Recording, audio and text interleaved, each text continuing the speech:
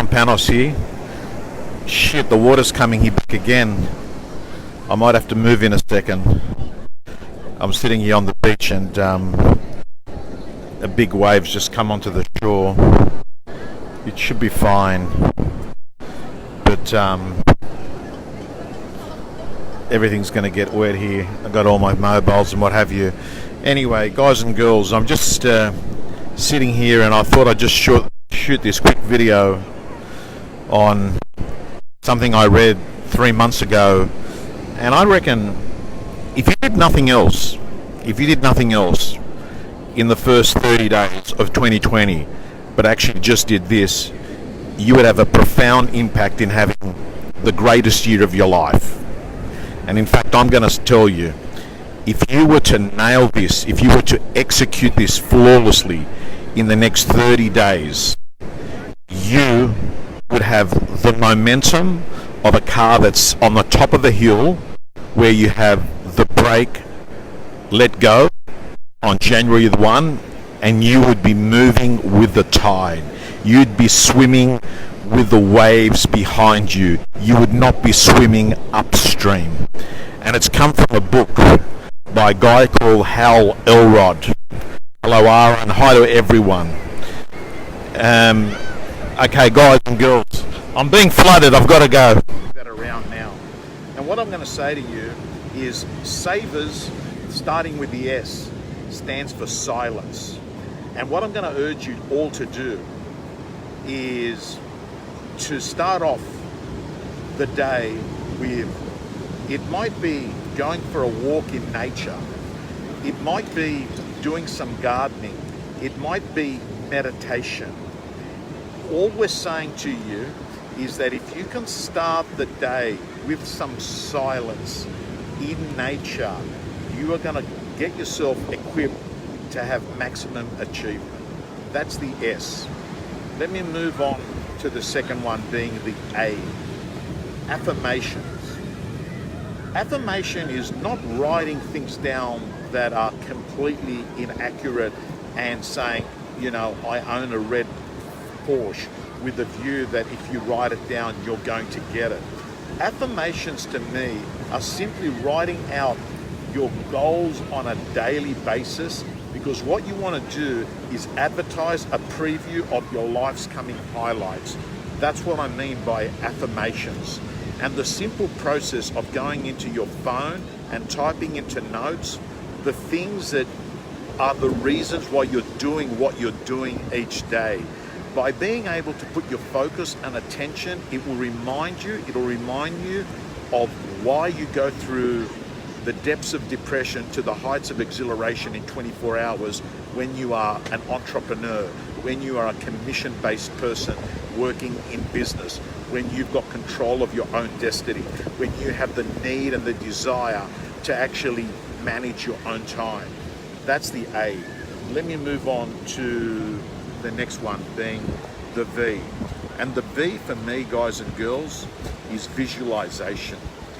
You know, visualizing in your eye what the future is going to look like. Oops, sorry, my hand hurts. What the future is going to look like.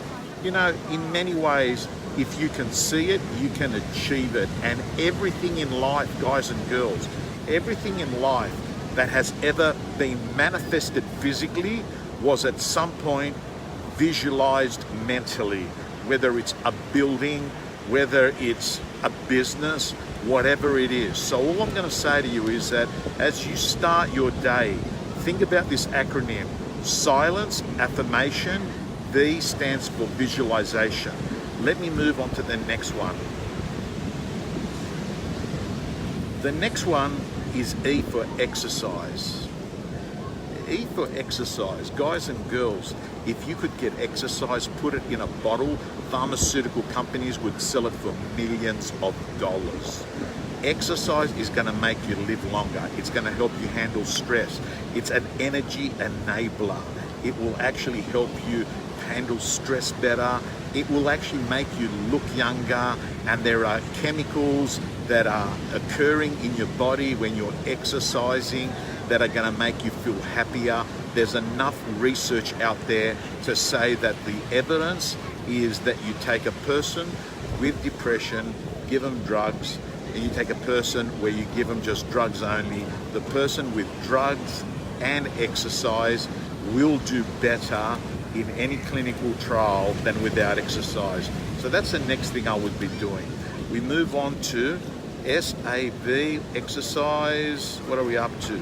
R, reading. R is for reading. R is for reading. That you'll spend time each day reading positive material, inspirational material, instructional material to help you be better at your job, stuff to do with skills, stuff to do with improving your practices, maybe reading the biography of someone you want to be like. Whatever it is, all I'm saying to you is the hand that picks up a book is never the same hand that puts it back down. That's the reading bit. And at the moment, the book that I'm reading that's had a profound impact in my life is called Silence by Halliday, Ryan Halliday. So we move on to reading. What's the next one? S, savers. S is the last one, and that, my friends, is, let me just think. Oh, I'm having a mental cul-de-sac and I can't get out. Scribing. That's what it is. It's scribing. And to me, it is the most important of the lot. Scribing is another word for journaling. The ability to actually write down your thoughts on paper. Listen to me, guys and girls. When you write something down, there is a gap between where you wrote it down and your head, and that is where the solution comes along. Journaling is something that has been used for thousands of years by people. Why? Even the religious sector used to use it. Why? Christians would write out their sins to be able to understand that, hey, that's not a good thing to do. Make that my not to-do list, right? So for me, scribing, which is journaling, fundamentally has three bits to it. You should get a journal. Maybe that's something you should start doing like today. Go and buy yourself a journal, your 2020 journal. And in that journal, you'll write down three things. The first thing you'll write down is your challenges. Why do you write them down? Because it's in the gap between writing them down and actually contemplating them that you find a solution. Why? Because when you're in the frame, you can't see the picture. It means you step out. The next one is this, guys and girls. What you write in there, challenges, you write down your goals. Why do you write down your goals? Because you write them down to remind yourself the reason why you're doing the stuff you're doing. And the last thing that you write down is what you're grateful for. What you're grateful for, guys and girls. Listen to me very carefully. If there's one thing, if there's one word I want to leave you with on this rant today, if there is simply one word, that word is the following: enough. You are enough. You have enough. When you have this perspective in life, you will be a person that is grateful. And I can tell you, it is the person that operates from this paradigm that has a much better life. It's really hard to be successful when you are operating in a desperation status mindset. So guys and girls, enough. When you have enough, you beat that strive feeling and never arriving. I can tell you, I know many people that are worth $50 million and more, and they are unhappy.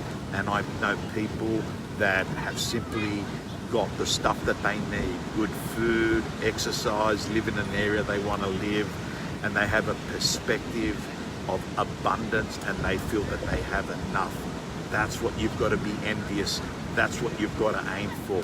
Enough. It is a golden word. In fact, it is the word of 2020. I have enough. I am enough. Things are good.